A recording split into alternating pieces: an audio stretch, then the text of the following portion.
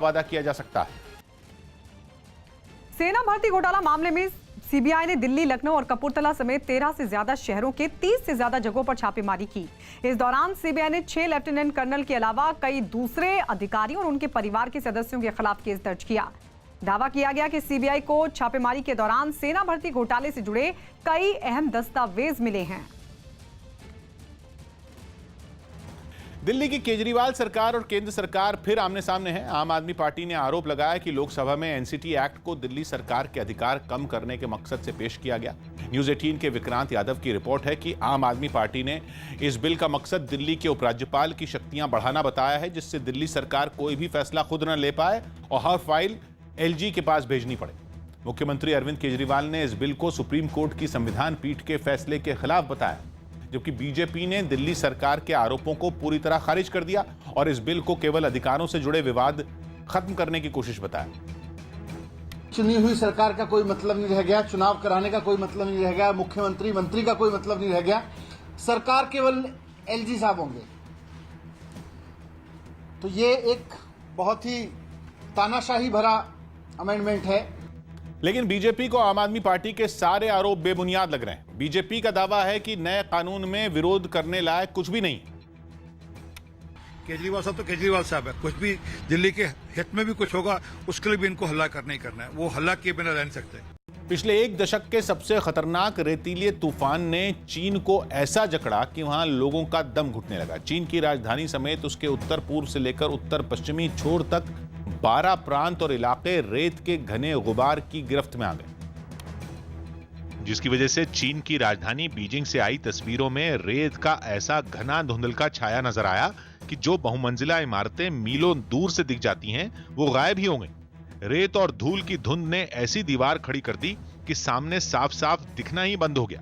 नतीजा, ट्रैफिक की रफ्तार पर भी ब्रेक लग गया। रेतीली हवा में जब सांस लेने का मतलब ही जहर निगलना हो गया, तो हर शख्स का मुंह मास्क से ढका नजर आया। वहीं उत्तर में चीन के शासन वाले इनर मंगोलिया प्रांत में तो रेत के गुबार में नीला आसमान भी पीला पड़ गया। वहां हवा में इतनी धूल थी कि गाड़ियों और दूसरी चीजों पर उसकी परत ही जम गई। सांची प्रांत का हाल तो कुछ ज्यादा ही बुरा दिखा। झारखंड के कोडरमा में एक खनन कंपनी में हथियारों से लैस 2 दर्जन से ज्यादा बदमाशों ने धावा बोल दिया। दहशत फैलाने के लिए बदमाशों ने वहां जमकर फायरिंग की और बमबाजी की। इतना ही नहीं, खनन में इस्तेमाल की जाने वाली कुछ गाड़ियों को भी आग के हवाले कर दिया गया। कई गाड़ियों के शीशे तोड़ दिए गए। विरोध करने पर बदमाशों ने वहां काम करने वाले कुछ मजदूरों के साथ भी मारपीट की। खनन कंपनी के दफ्तर में काफी देर तक तोड़फोड़ करने के बाद सारे आरोपी फरार हो गए। बाद में पुलिस ने इस मामले में केस दर्ज कर आरोपियों की तलाश शुरू कर दी, लेकिन अभी तक एक भी बदमाश की गिरफ्तारी नहीं हो सकी है।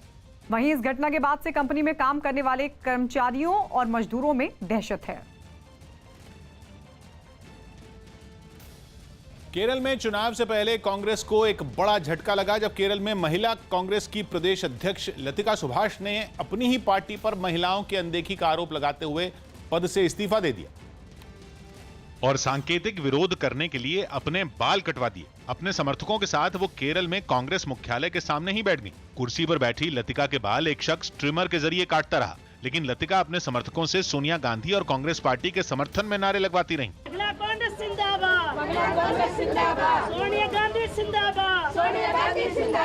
केरल में महिला कांग्रेस की प्रदेश अध्यक्ष लतिका सुभाष ने पार्टी पर महिलाओं की अनदेखी का आरोप लगाया। I removed my hair only for women's justice in Kerala Pradesh Congress committee. सूत्रों के मुताबिक जिस सीट से लतिका सुभाष टिकट चाहती थीं, वो सीट गठबंधन में कांग्रेस के खाते में नहीं आई। लेकिन लतिका ने मुद्दा उस सीट को नहीं बनाया, बल्कि आरोप लगाया कि 86 उम्मीदवारों की सूची में केवल 9 महिलाओं को टिकट मिलना महिलाओं से नाइंसाफी है। I am not going to any other party. I will resign my position as महिला कांग्रेस प्रेसिडेंट। पूरे मामले पर कांग्रेस को सफाई देनी पड़ी। ये बात तो समझने की जरूरत है कि गठबंधन की राजनीति में कभी कभी हम लोगों को कॉम्प्रोमाइज करना पड़ता है। लतिका ने अपने पद से इस्तीफा दे दिया है, लेकिन कांग्रेस के लिए ये एक हफ्ते से भी कम वक्त में दूसरा झटका है। इससे पहले पीसी चाको ने गुटबाजी का आरोप लगाते हुए पार्टी छोड़ दी थी। इराक के नजफ में भ्रष्टाचार के आरोप में फंसे वहां के गवर्नर के इस्तीफे की मांग पर लोगों ने काफी बवाल की। प्रदर्शनकारियों ने इस मामले में वहां की सेना से दखल की अपील की और भ्रष्टाचार के आरोप में फंसे गवर्नर को पद से हटाने की मांग की। सड़क पर उतरे प्रदर्शनकारियों ने वहां के हाईवे पर काफी हंगामा किया और टायर जलाकर अपने गुस्से का इजहार किया। आगजनी की वजह से प्रदर्शन वाली जगह से काला धुआं आसमान की तरफ उठता दिखाई दिया। सड़क पर उत्पात मचा रहे लोगों को रोकने के लिए पुलिस भी जगह जगह तैनात दिखी।